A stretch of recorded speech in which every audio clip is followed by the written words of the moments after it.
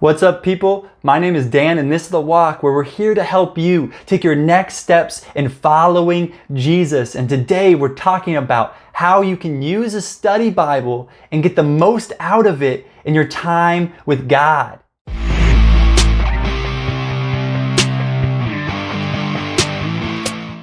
So many of you may have just got a study Bible, maybe looking for a new one. Maybe you got one as a gift for Christmas or for a birthday. But in all this, you may not know how to properly use it. So this video, we go over simple tips so that you can get the most out of your study Bible, and make sure you stay till the end, because the last one is the most important tip that you will need to use your study Bible, to use any Bible in the right way with God. But to get right into it, I want you to be able to read the Word of God for itself and use the study Bible as a tool, but not as a crutch to replace God's Word. Because you have to understand, it's a great resource with all the articles, definitions that it provides, all the footnotes that it has, the introduction to books of the Bible. They're such helpful things. But sometimes we can use them and view them like they're part of the actual Word of God, when they're just tools to help facilitate understanding the Word of God itself. So we have to keep that in mind as we use them in our own quiet time. And into the first tip, what I recommend is that you pick a book of the Bible that you're going to read. Now that may seem simple, but it's super important.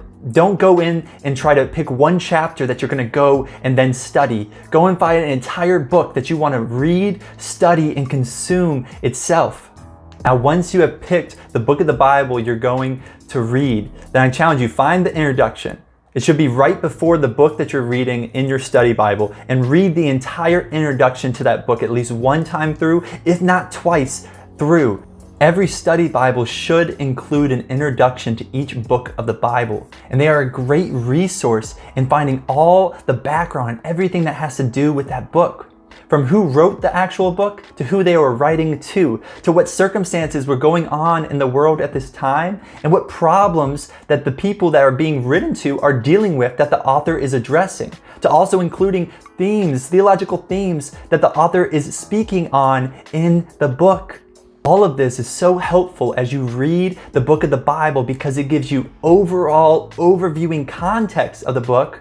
So when you read it, you're better equipped to understand the true meaning of the passage and then properly apply it to how you live your life. So after I have read the entire introduction to that book, the next step is to actually get into the text itself. And what I do here is very important and so vital. If it is a letter in the New Testament that's less than 6 chapters long that I'm reading, then I read the entire thing through one time, without looking at any footnotes, without looking at any articles in there, without stopping and looking closer. What I do is I just read the entire thing one time through. I do this because it helps me get the overall context and content of the entire book itself in one sitting. And I do this also because this is how they were meant to be received. When they were first written, many people were illiterate, and they also did not have the ability to mass produce these letters. So when they write them, what they would do is they give it to someone that had the skill to read. It was a skill back then. And then they would read it to the entire congregation in one sitting.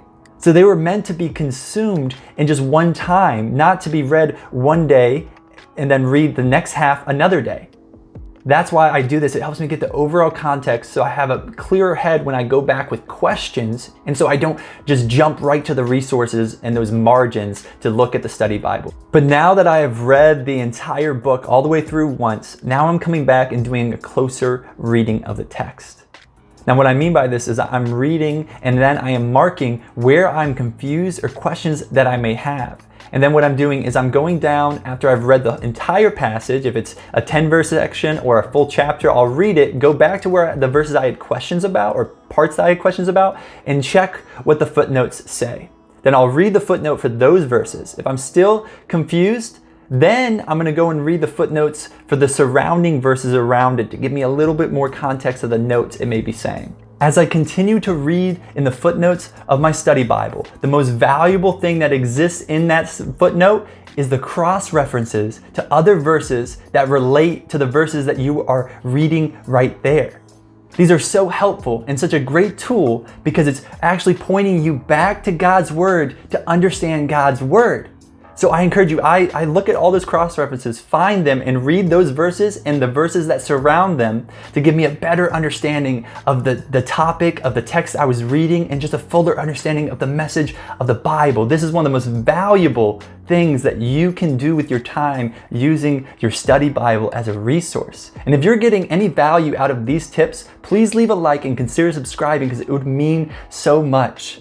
But to get back at it, another tip that I would give you is if you're still confused, look for theological terms or theological themes that may be playing out and where you're confused in that passage, and then go and see if there's a dictionary in the back of your study Bible, or if there's articles within your actual book that you're reading through that give better explanation to these themes or theological terms that you're confused on, so you can get a better, more fullest understanding of what's being talked about in that passage. This is so helpful. And as we go into this last tip, the last tip is the most important. And what the last tip is the question, have I been in prayer as I've been in God's word? Because in all of this, we have to understand that the Holy Spirit is our greatest guide in understanding the word of God. And we cannot replace prayer with just using the study Bible and reading the articles and notes. You see this in 1 Corinthians 2:11-12. It says, "For who knows a person's thoughts except the spirit of that person, which is in him? So also no one comprehends the thoughts of God except the Spirit of God. Now we have received not the spirit of the world, but the Spirit who is from God, that we might understand the things freely given us by God." We have the Holy Spirit inside of us. The Spirit of God that can speak and can show us what He means in His Word. So we need to be in active prayer to help us understand. Before we even open up our Bible, we need to be in prayer. So this last tip is actually the first thing that you need to do is to be in prayer to God. You look at Psalms 119:18. It says, "Open my eyes that I may behold wondrous things out of your law." See, this verse tells us that we need God's help to really understand His word and what He's trying to say. So we need to be in prayer to Him. And if you don't know how to pray before or have never prayed before you read your Bible and you're wondering what that looks like, I have a video actually right here that you can check out that goes through what it looks like and what you need to pray before you read your Bible. And also, if you don't have a study Bible, or if you're looking for a new one or want to buy one for a friend, I have a video on 2 study Bibles that are on sale that I think are great resources and a great place to start. So check out that video as well. And if you're not subscribed, please subscribe here. It would mean the world to me, and like this video if it was helpful. Peace.